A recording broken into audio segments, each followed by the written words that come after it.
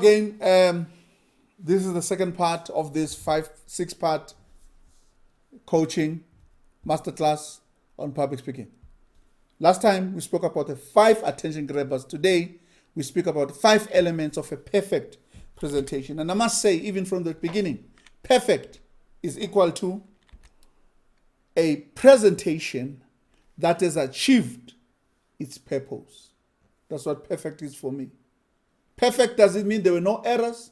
You will make errors as a speaker. That's why in scoring a speaker, it's between 0 and 100. Get 80, 85, you've done a good job. You will not always get 100. It's rare for somebody to get 100. The transaction between the speaker and the audience is sensitive. No one wants to waste their time listening to a lackluster speaker who seems to be bored, and so they want us to join them in their boredom. When you prepare to speak, take your audience seriously. Make every presentation perfect. By perfect, we mean, did it achieve that which it was meant to achieve? The following 5 elements are important in making a presentation perfect. Number 1, clarity. Clarity. Clarity. Be clear in what we are saying. Is your presentation so clear that everybody, when they leave the house, they know what you are talking about? They know he was talking about 1, 2, 3. He addressed 3 things of doing this. Or do you get on stage and you begin to talk about everything until under the sun, until people leave saying, he spoke, corner, but I'm not sure what he was saying. Your presentation must be clear. Clarity must rule your presentation. Simplicity is key. When you are done speaking, they must say, I know what he was saying. We have a tendency to try to be deep when simplicity can do the job. When you approach the podium, ask yourself, what is it that I want to say to these people? Somebody once said, if you can explain it to an 8-year-old, then you understand it. Prepare your high-level speech, but break it down and explain it to a university student in your mind. Then break it down and explain it to a high school student. Break it down, explain it to a primary school learner. If you can explain it to that little child, then you, my friend, understand what we are talking about. The second one is passion. Passion. Passion refers to how excited, how involved are you in what we are talking about. Are you enjoying yourself? Do you love speaking about what you are speaking about? Because passion is observable. An audience can tell that this person really enjoys what he's talking about. Let's listen. Because if you are bored, I tell you, you cannot convince anyone to drink water even though they are thirsty if you speak as a bored person. A person who speaks about what they are passionate about is easy to listen to. That's why in the last session of this masterclass, I want us to look at a speech that Julius Malema did. We know he loved Mama Winnie Mandela. And the way he got his A game in that event demonstrated the passion he had for that leader. Speak about subjects that you care about. The passion you have will fuel your talk. If you are forced to speak about something you are not passionate about, develop the passion or move the speech. I've recommended other speakers when I was invited. When a topic that's been discussed is not in my purview of passion. If it's something I don't really care about, I'd rather invite somebody who really cares about that. I can come as an audience member and also learn and enjoy. The third one is relevance. We spoke about what's in it for me. That's relevant. That's relevance. What is it that we are saying? Why is your content relevant for these people? Why must they listen to you? If your speech was relevant to those listening, I promise you, you've delivered a perfect speech. Make sure that the talk is relevant to your audience. Again, going back to that question of knowing who your audience is. Because if you do not know who your audience is, then you will not know whether what you have for them is relevant for them.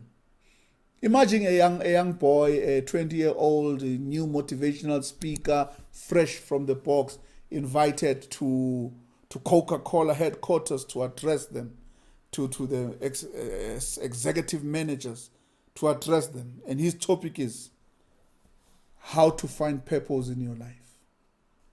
I don't know.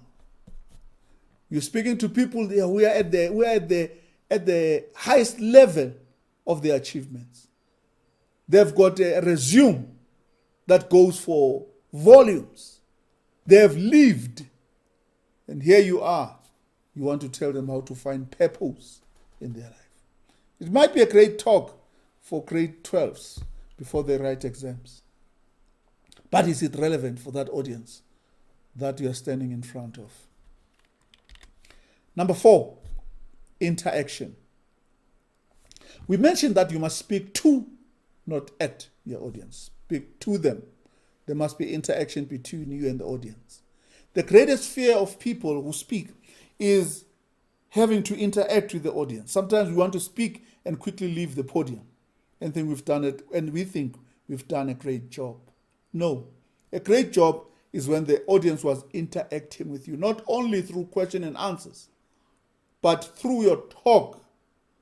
There are many tools you use to get the audience to interact with you.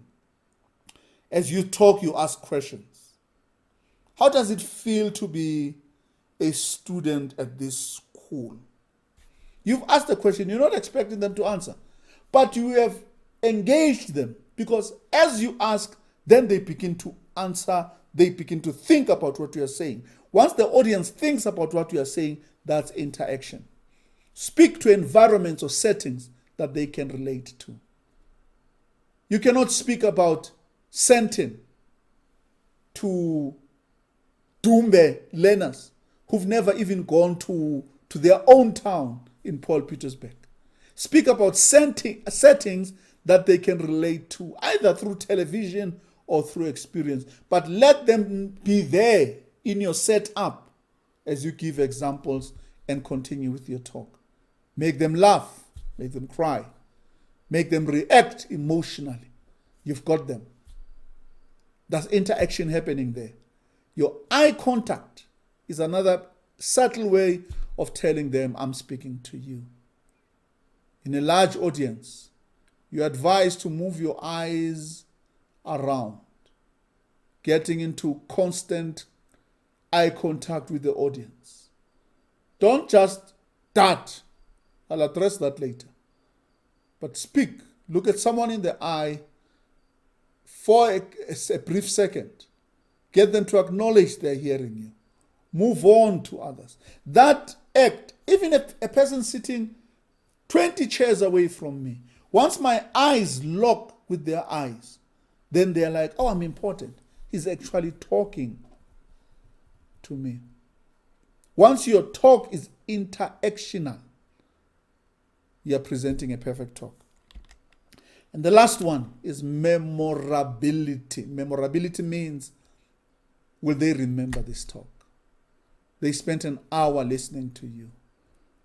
10 years from today, when they meet you, will they be able to say, there was a day I encountered you? Do you give people intentionally a reason never to forget your talk? Presentation is an experience for both the speaker and the audience. The audience must leave that place saying, it was not time wasted. Organize your talk into segments. Include concrete details. Talk about things that they can go out and think about, or even go out and do. Leverage on concepts that they understand. Interact with the audience. Think of all the great speeches that you've heard. I Have a Dream by Martin Luther King Jr.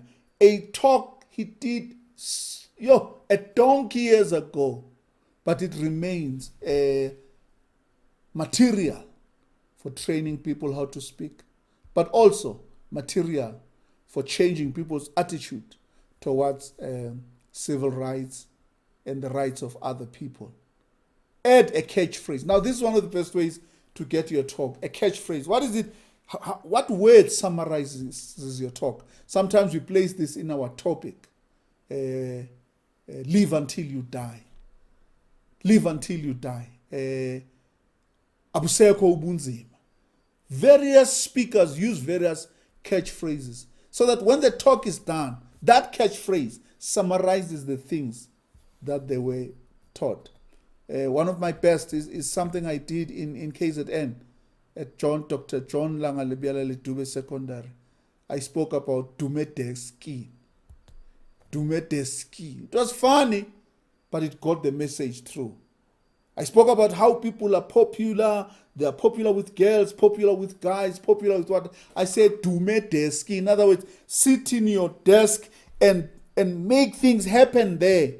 Because that's a longer effect than having your friends clap hands for you. And then when I visit that school, I still get mamas of Dumedeski. That's a catchphrase that helps you to be remembered and your talk to be memorable. Those are the 5 elements of a perfect presentation: clarity, passion, relevance, interaction, and memorability. So once the talk is done, how do you tick in these 5 things? I'll talk about the speech of Malema in the coming videos, but let's look at it first according to these 5 elements. 1, was it clear? As clear as ice. It was clear what Julius Malema was talking about. It was clear what his agenda was in speaking there. Everybody understood him well. Passion, without doubt. He spoke. At some point, you could see fire in his eyes because he's passionate with the subject of his talk. Relevance, perfectly. He spoke at the funeral of a leader who was lambasted and castigated, but embraced by others. And some who had castigated her were pretending like they were mourning. Very relevant. Was there interaction? Of course. I urge you to watch the video so that when we do talk about it, you've watched it. Interaction. The audience was in the palm of his hands from the beginning of the talk until the end. From the time he stood up to the time he sat down, the audience was in the palm of his hands. Memorability, that's why we're still talking about it today. Thank you very much.